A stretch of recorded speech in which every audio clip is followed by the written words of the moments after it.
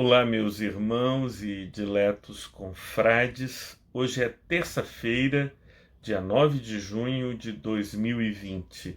Louvado seja o nosso Senhor Jesus Cristo.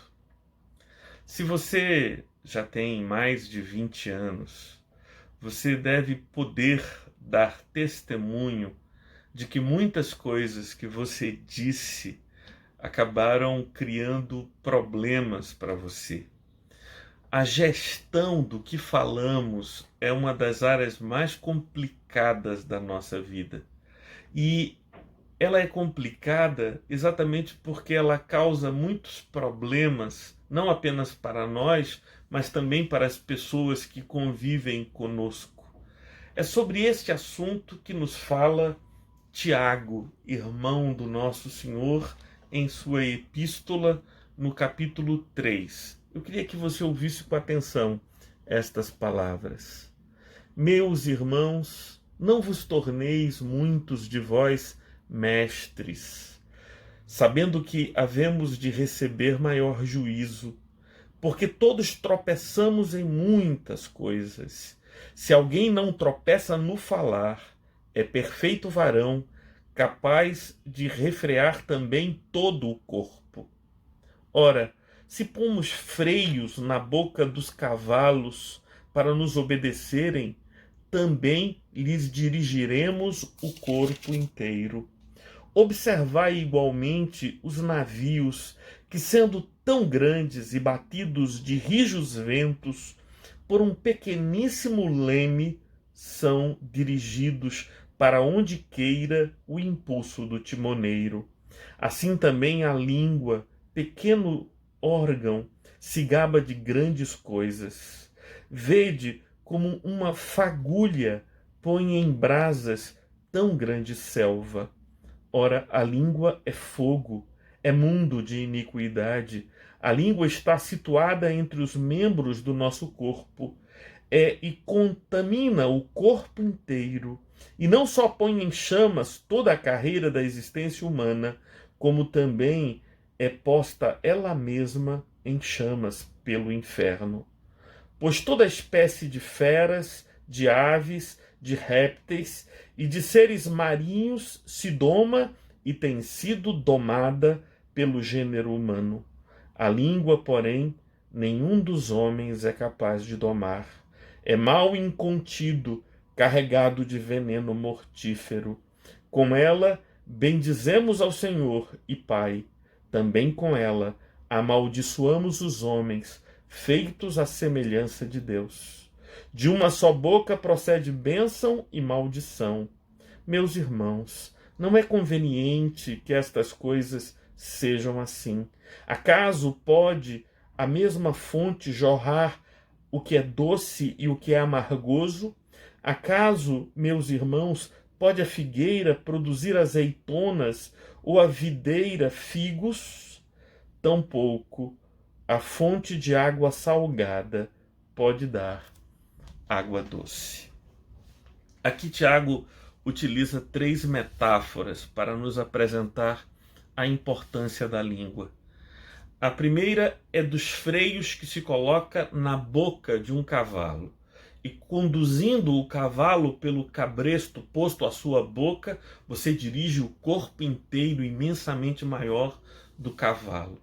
A segunda metáfora é do navio, que você controla o leme, e o leme muda a sua direção e toda a embarcação, conquanto grandes e fortes ventos a impulsione, é dirigida como queira o timoneiro.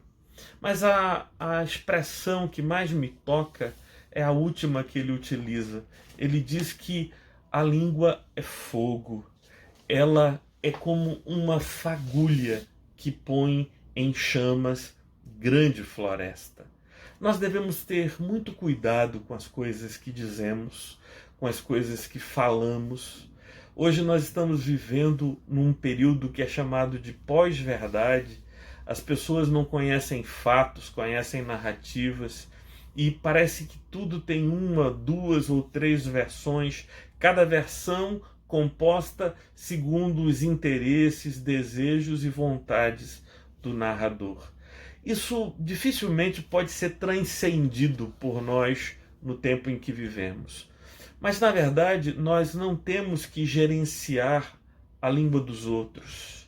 O grande problema das nossas vidas não são as fake news que se fazem contra os outros ou contra nós. O grande problema são as fake news que nós mesmos fazemos contra os outros e contra nós mesmos. Por isso eu gostaria de dar 3 breves conselhos que venham até mim através desta passagem bíblica. Em primeiro lugar, ame o silêncio. O livro de Provérbios diz que até mesmo um tolo passa por sábio quando está em silêncio. Nós precisamos fazer as pazes com o silêncio. Encontrar a sabedoria, a paz, a quietude que há no silêncio. Não obrigue as pessoas que vivem com você a falar o tempo todo. Respeite o silêncio das pessoas. Porque muitas vezes e frequentemente o silêncio é melhor do que a loquacidade, do que as palavras vazias, do que o falar inutilmente. Em segundo lugar, não fale quando você estiver em chamas, quando o teu coração estiver inflamado, inquietado, quando a ira estiver acesa dentro de você.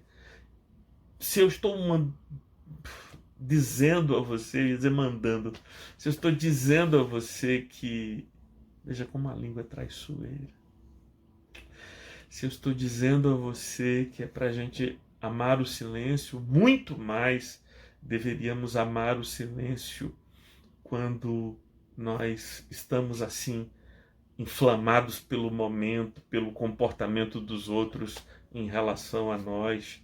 Esse é um momento especial para estarmos em silêncio e evitarmos falar, porque o fogo que há no coração virá à boca e a boca fala daquilo que está cheio o coração. Em terceiro e último lugar, eu queria recomendar a você que converse com o seu Pai Eterno. Fale mais em oração do que em discussão. Hoje em dia a gente fala com a boca, com a língua e fala com os dedos também, né? Então, evite falar demais, dizer demais. Evite emitir a sua opinião sobre qualquer coisa, sobre qualquer assunto, só pelo prazer de emitir a opinião. Porque muitas vezes isso só é fonte de contenda e o combustível disso tudo é a nossa vaidade. Então é tempo da gente refletir sobre o que dizer e o que calar. Que Deus nos dê sabedoria e bom senso. Escute os seus atos falhos. Escute. Eles falam contigo. Ó Deus eterno, muito obrigado, Senhor, por seres assim tão revelador de nós mesmos. Dá-nos o prazer de falar contigo e que o falar contigo supra toda a nossa necessidade de falar a muitos. Tem compaixão de nós e ilumina-nos. Nós te pedimos em nome de teu Filho Jesus. Amém.